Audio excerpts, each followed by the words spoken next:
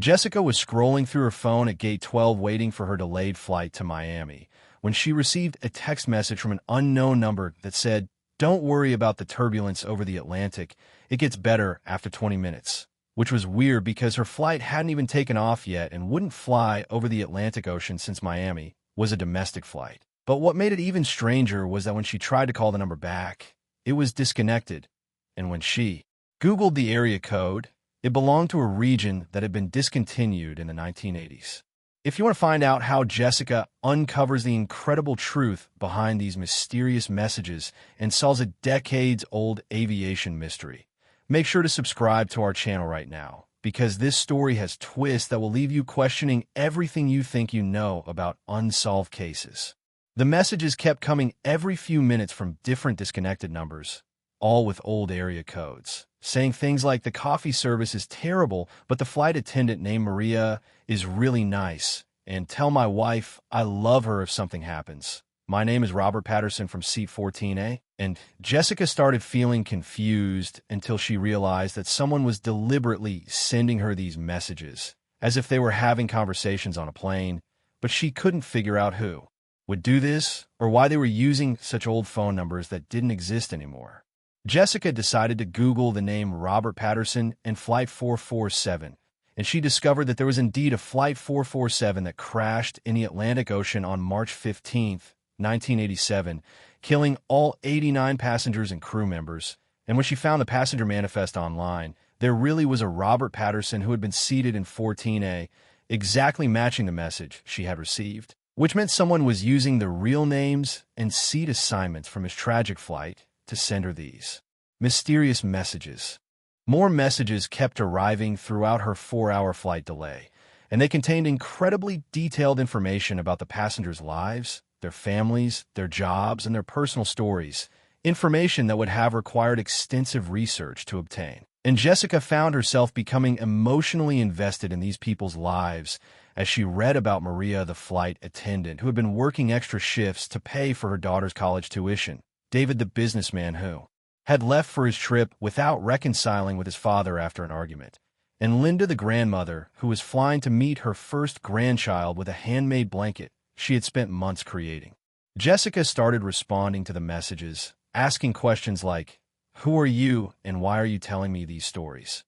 And surprisingly, she received responses that seemed to know she was asking these questions, with messages like, "We know you must be confused, but please keep reading. This is important, and someone needs to know our stories, and you're the only one listening," which made Jessica realize that whoever was sending these messages was monitoring her responses in real time and had specifically chosen her for some reason. As the hours passed, Jessica noticed that the person sending the messages had access to incredibly detailed information about Flight 447 that wasn't available in public records, including personal details about passengers' final conversations, their seat changes, their meal preferences, and even private conversations they had with flight attendants, which suggested that whoever was doing this either had access to confidential airline records or had interviewed people who were connected to the flight, like family members or airline employees who had worked that day. Jessica became so absorbed in these messages that she started taking screenshots and notes,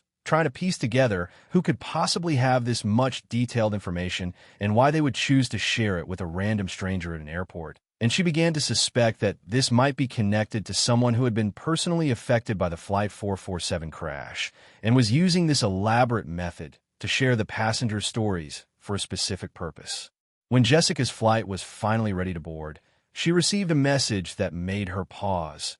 "Jessica, we need you to know that Flight 447 crashed because of a mechanical issue that was covered up by the airline, and the families never got the real answers they deserved. But you can help change that." And this message included specific technical details about engine problems and maintenance records that were never made public, suggesting that whoever was sending these messages had inside knowledge about the crash investigation. Jessica realized that she was being recruited to help expose a cover-up, and she started thinking about who would have both the detailed passenger information and the technical knowledge about the crash. And she concluded that it had to be someone who had worked for the airline or the investigation team and had been carrying this secret for over 30 years, waiting for the right moment and the right person to help them reveal the truth. Instead of boarding her flight, Jessica decided to stay at the airport and continue this conversation, and she started asking more direct questions about the technical aspects of the crash. And the responses she received included photocopies of maintenance logs,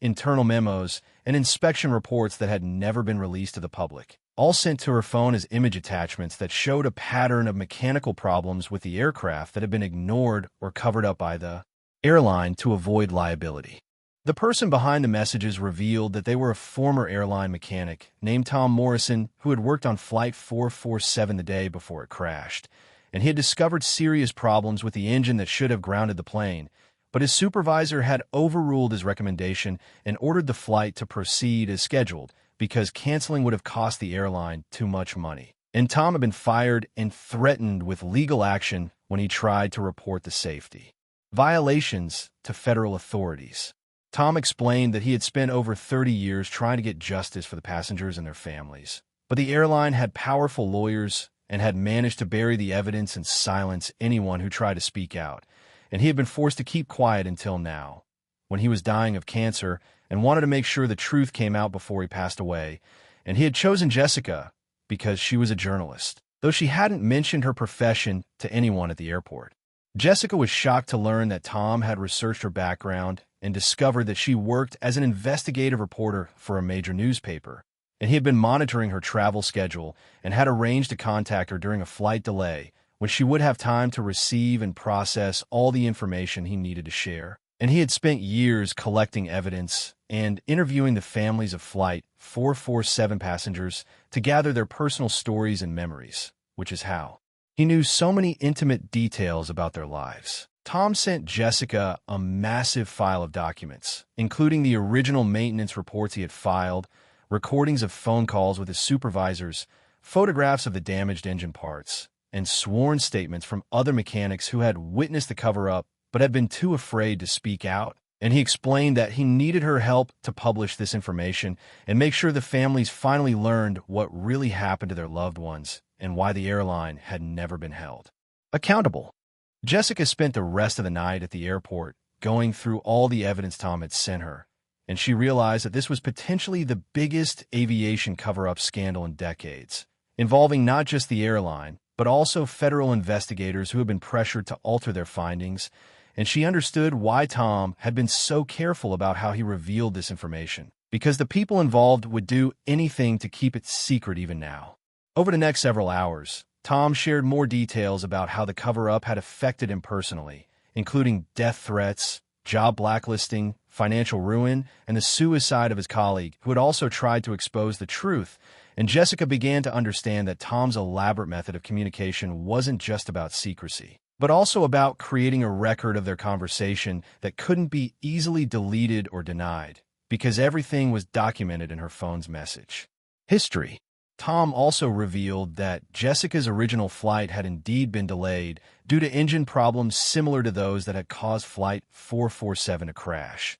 and he had been monitoring airline maintenance reports and had contacted her specifically to make her aware of the potential danger, because he couldn't stand the thought of more people dying from the same type of mechanical failures that could be prevented if airlines were forced to prioritize safety over profits. Jessica realized that Tom had not only been trying to expose a historical cover-up, but had also potentially saved her life by making her aware of the safety issues with her original flight, and she felt a deep sense of responsibility to help him get justice for the Flight 447 passengers and prevent future tragedies by exposing the systematic problems in airline safety reporting and oversight. When Jessica finally boarded a different flight the next morning, she had already begun writing her investigation article, and Tom sent her one final message with contact information for family members of Flight 447 passengers who had been waiting over 30 years for answers. And he asked her to tell them that their loved ones had not died in vain